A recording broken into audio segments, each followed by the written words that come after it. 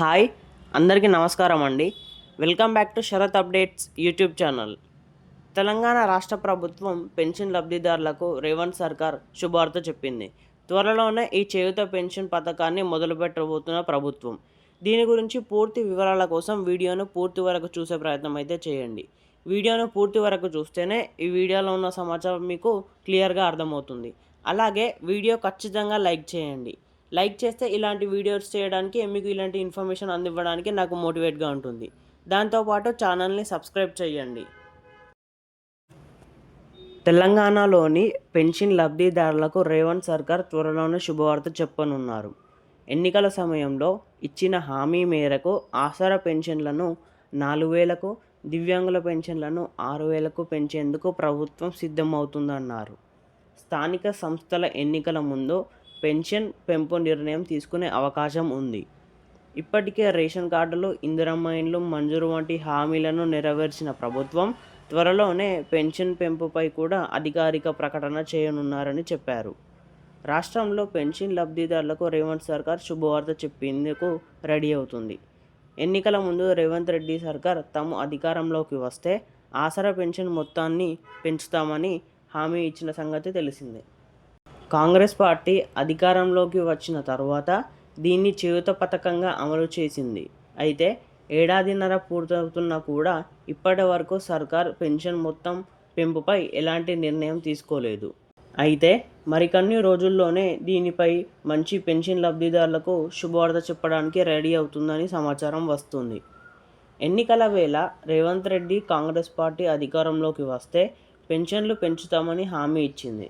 అప్పటి వరకు ఉన్న 2,000 రూపాయల పెన్షన్ని 4,000కి, అలానే దివ్యాంగుల ఇచ్చే 4,000 రూపాయల పెన్షన్ని మొత్తంగా 6,000కు పెంచుతామని హామీ ఇచ్చిన సంగతి తెలిసిందే. త్వరలోనే దీన్ని అమలు చేసేందుకు రేవంత్ రెడ్డి సర్కార్ నిర్ణయం తీసుకున్నట్టు తెలుస్తుంది.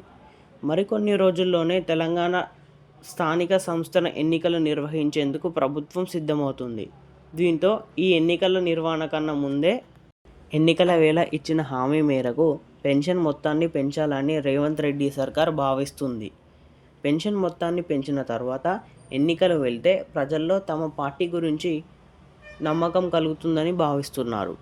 ఇప్పటికే రేవంత్ రెడ్డి సర్కార్ ఎన్నికల హామీ మేరకు రేషన్ కార్డుల జారీ, ఇందిరమ్మ ఇండ్ల మంజూరు చేపట్టిన సంగతి తెలిసిందే. అలాగే వచ్చే నెల నాటికి పెన్షన్ మొత్తాన్ని పెంచేందుకు రెడీ అవుతున్నట్టు తెలుస్తుంది.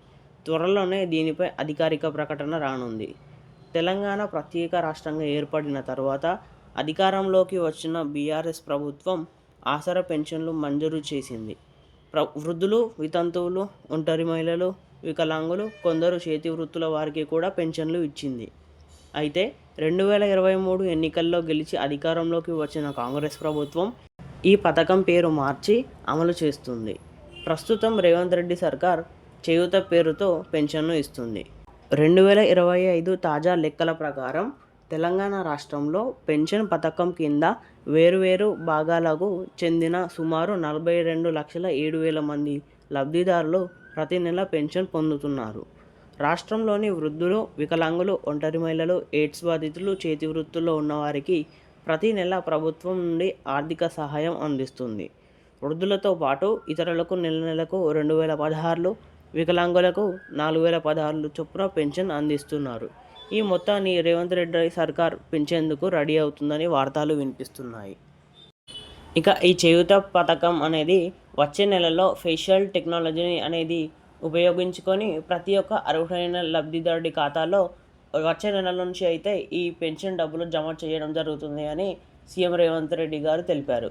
పెన్షన్ గురించి మరెన్నో వివరాల కోసం మన ఛానల్ని సబ్స్క్రైబ్ చేసుకొని ఉంటే నేను పెట్టిన వీడియో ద్వారా మీకు నోటిఫికేషన్ వస్తుంది. అలాగే వీడియోలో కొంచెమైనా సమాచారం తెలుసుకున్నట్టయితే వీడియోని ఖచ్చితంగా లైక్ చేసి షేర్ చేయండి.